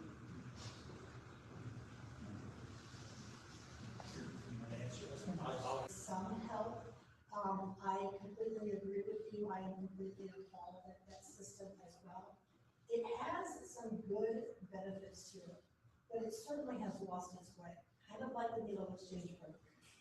And so the only way to fix anything is to let the people see what's actually going on. And I think there's so much cover up that we're not going to be able to fix it until we expose it. So I agree with you. There needs to be more education. There needs to be more work experience, and that's not going on. We're losing experienced people and bringing in all these other, well, I'll say warm bodies, and that's not getting it done for us. So I agree with you. We've got big problems with the DCS program, and we need some better oversight in that. But I just don't know where we're going to get educated people enough to oversee it. And so, until we go back to later, I agree with you. I also agree with you. It's an excellent question. And the frustrating thing about being in the legislature is that you get to set the policy, you can make the rules, then the governor's office picks the people that execute the policy. And prior to when Governor Braun came in, we didn't have very good leadership. We had very poor leadership in DCS. And we're excited that he picked somebody that understood there was a problem. It's a huge problem, and looked like he was, the new director was taking some big steps to try to fix it, but a multi-year fix. And there's been, I don't know whether it's a health issue or what, but the director has been on leave for a while. I don't know the details behind that, or how long it's going to last, but it's got to be fixed.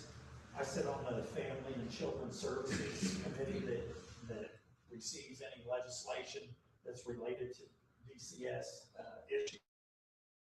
Doing our best on that.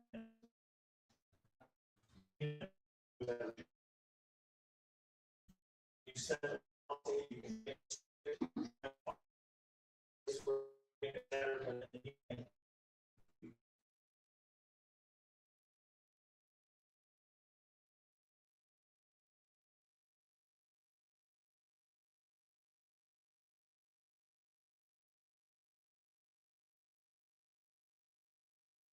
Have a good person running that agency that's committed to change, because it is absolutely horrible.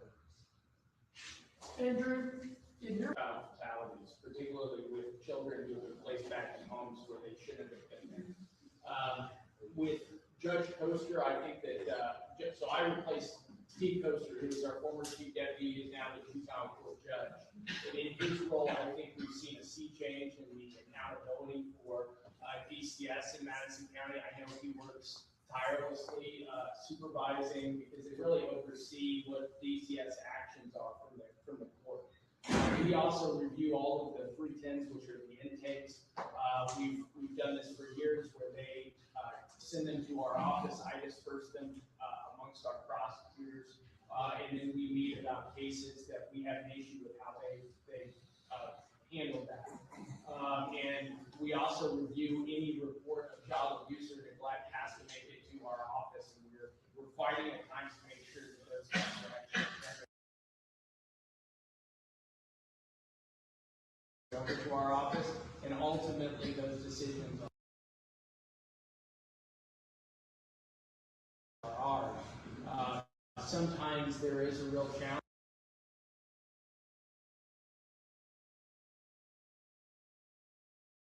where obviously our proof in the criminal world is beyond a reasonable doubt, and their proof in that system is a preponderance of the evidence, 50%. And there are times when they have to be the ones to really carry that burden because of the nature of that instance. But I would say it's something we're tirelessly on here in Madison County, but there's a lot of work to do, and I would love to see some statewide progress on that, and not just what we're facing here.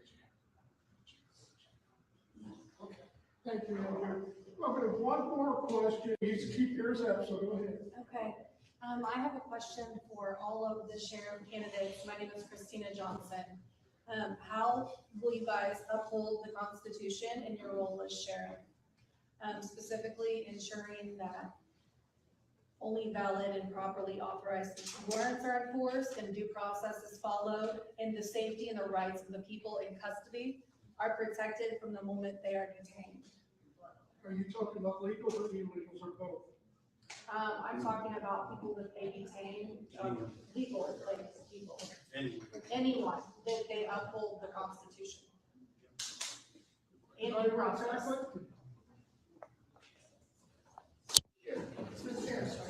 Yes, no particular one, just the sheriff's. So currently I'm still deputy on the road, and we are bound by the laws of the Constitution and the state. So, a warrant is valid once it is signed by a judge. There's a lot of, if the warrantless arrest, then at that point in time, it is still bound by the laws of the state. So sometimes every once in a while we'll have a question, we'll contact the prosecutor, and we'll ask them questions of validity or what.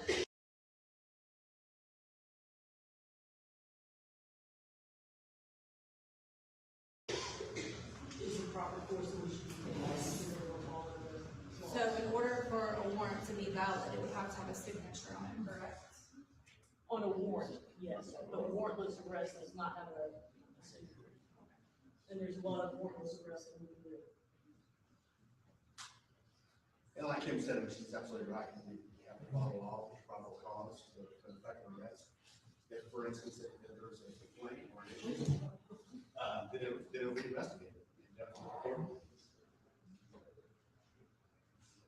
Anybody else? Okay. Basically, what you're talking about is making sure everybody has a process to due process of law. Oh, yeah. Okay. And it's almost every office that's sitting up there has due process. Okay. Now, I'm not going to call you. I apologize. You had a couple. We got some. Let's wait until we get back. Go ahead. Go ahead. When you drive through this town, it's sickening. Everything is getting ran down. What are we gonna do to bring in the money? Are we gonna put the reservoir in? How are we gonna get wealthy people to come here? Wealthy people brings business. They've gotta be able to build, $500 million homes. What are they gonna build instead of trying to keep them out? The reservoirs, would help two ways, correct? There'd be a boom to this whole county, and the counties around us. It would solve part of the water problem. I just want to know what you think about it. And how, our kids have to live here. They have to grow up with this. Is that what we want to see? Okay, anybody want to try to tackle? Was there a question there, or was that a statement? Well, actually, the question is what can be done in Madison County to get litigation at Hamilton Hill and getting big, moving over here, buying homes over here, because they want to pay their exorbitant cost over there, the trustees, you can answer that. Well, as far as the reservoir, when I first heard about the reservoir the first time, I didn't wait. It'd be close to my house and I like to fish.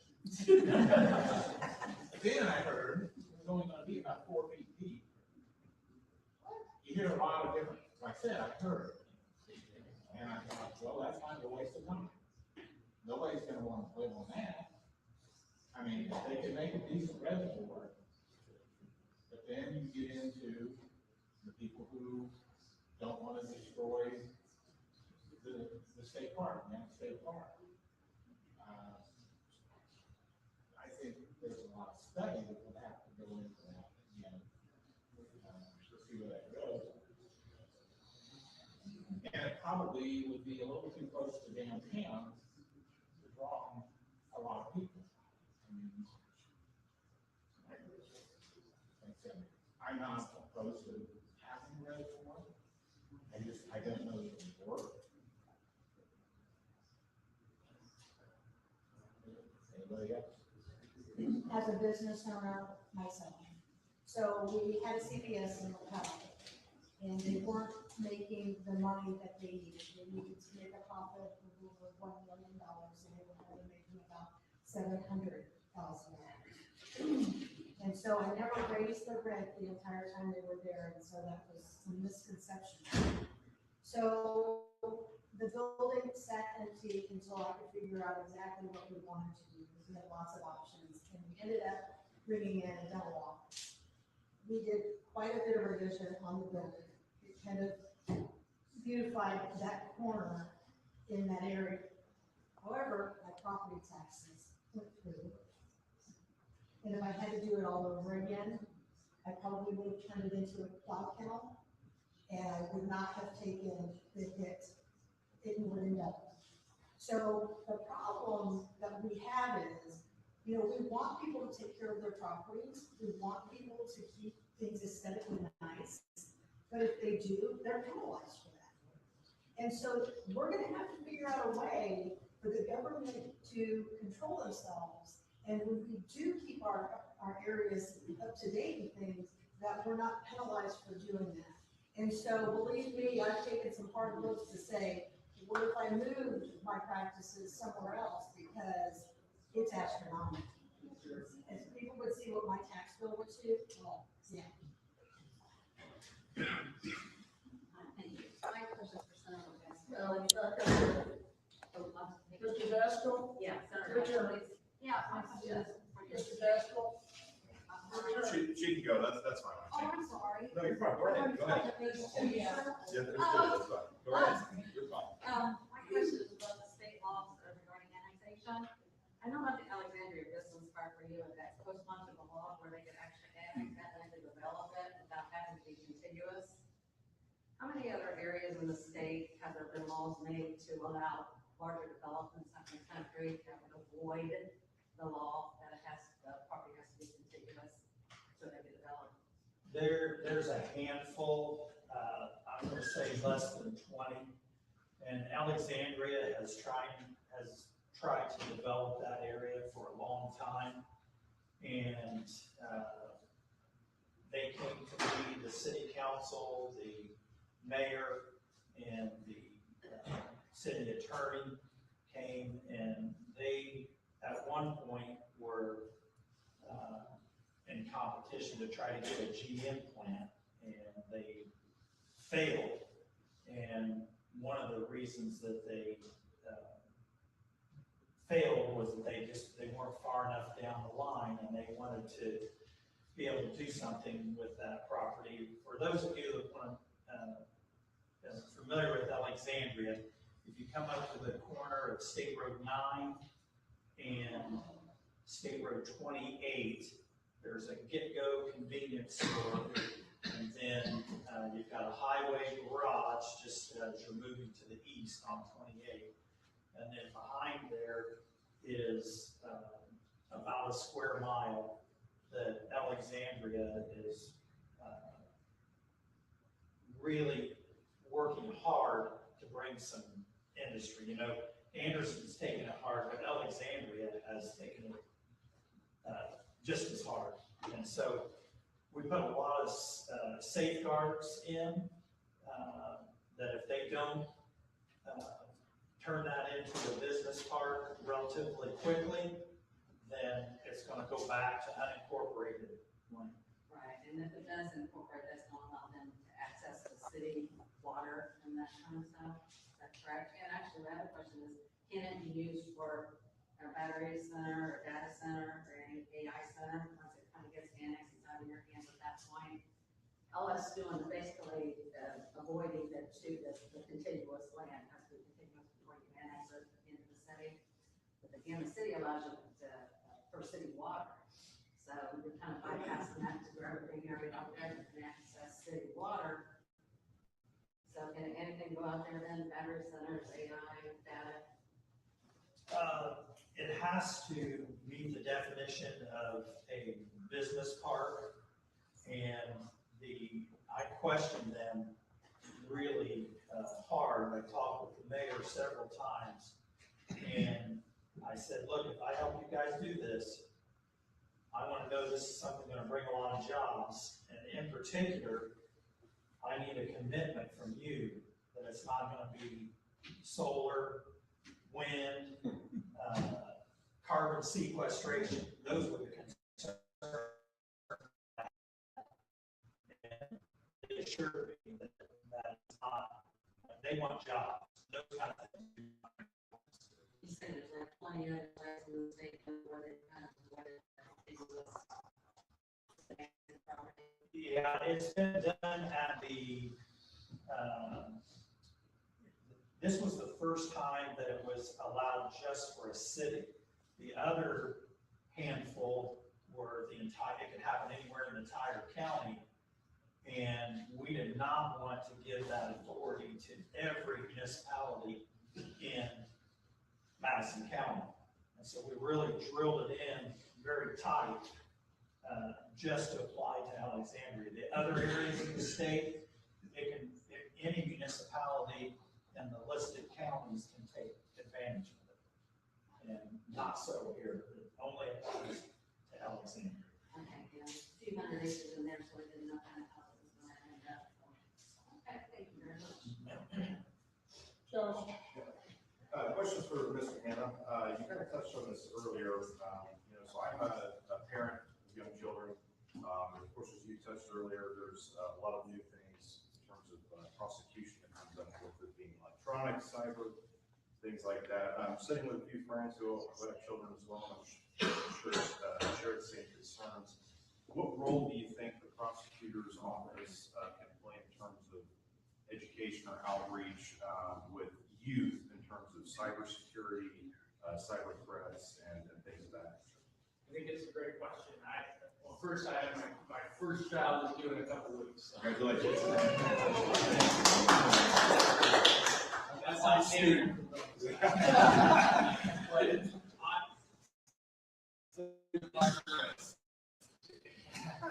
This year, we've been in the works of going to the local high schools because I think that there is such opportunity with kids in front of screens, no matter what. It may seem like a completely safe space, like a gaming space or something like that, but that's where you see some of these, you're able to get close to somebody, you have no idea who that is on the other side of that screen, and there are predators everywhere. Unfortunately, that's the reality of the world we live in. I don't think that the number of predators have really changed. I think that their access to children has, and that's what technology has allowed them to do. But going to each of the high schools in Madison County, we have a plan for next year in conjunction with juvenile probation to put on these awareness presentations about, and it's not just one of the things that we've talked with prosecutors amongst the state. It is one of the things that you're seeing is not just the ability or the access for sex trafficking. That is the first and foremost concern, no question. But also extremism, being able to influence young minds with access to extreme, whether that may be militant, extreme material that makes them more likely to become a school shooter, or any of these types of situations that we see. We have to protect them, and parents have to be aware of what their kids are doing. And I understand it's a tough challenge. I'm sure I'll find out what's going on with your children while not being completely overbearing as a parent. And that is a real challenge. There's a lot of materials out there, and mostly right now we have to go on an awareness campaign. for parents to know what's there and how, what resources they have to monitor those things. There's a lot of things. I'll say one more thing. We have made great progress we are now members, the Sheriff's Department is now members, ICAC, the Hamilton County ICAC. It covers a broad region here, and they have as many cases, I think they cover 5 counties with the Hamilton County Metro ICAC, as many cases in Madison County with our 130, 140,000 residents as they do with Marion, or with Hamilton County with almost 400,000 people that live in Marion, or in Hamilton County. That's just about the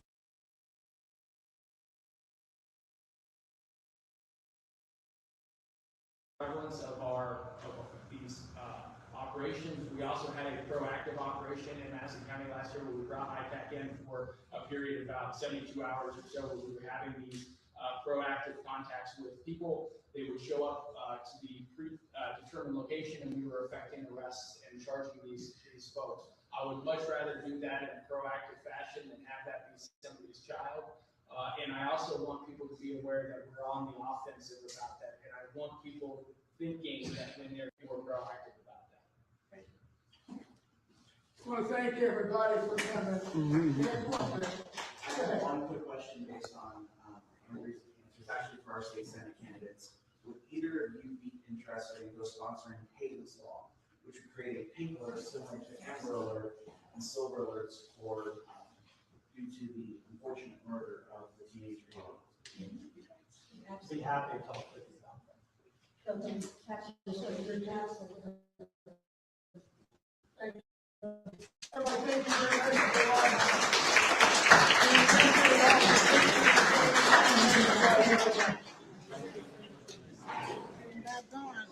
Okay, that's it, Facebook. Gotta go home. We didn't have very good leaders, we had very poor leadership in BCS, and we're excited that he picked somebody that understood there was a problem.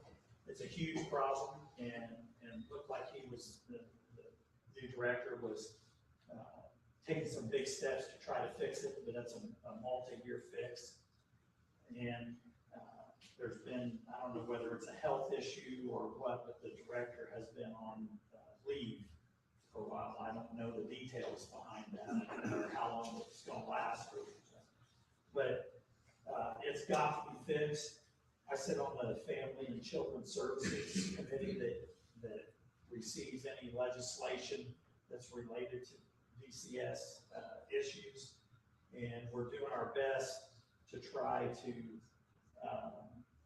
close in on them and make them do a better job. But in the end, you set the policy, you can make it strict, you can try to find areas where you can make it better, but in the end, you gotta have a good person running that agency that's committed to change, because it is absolutely horrible. Andrew, in your Fatalities, particularly with children who have been placed back in homes where they shouldn't have been. With Judge Coaster, I think that, so I replaced Steve Coaster, who was our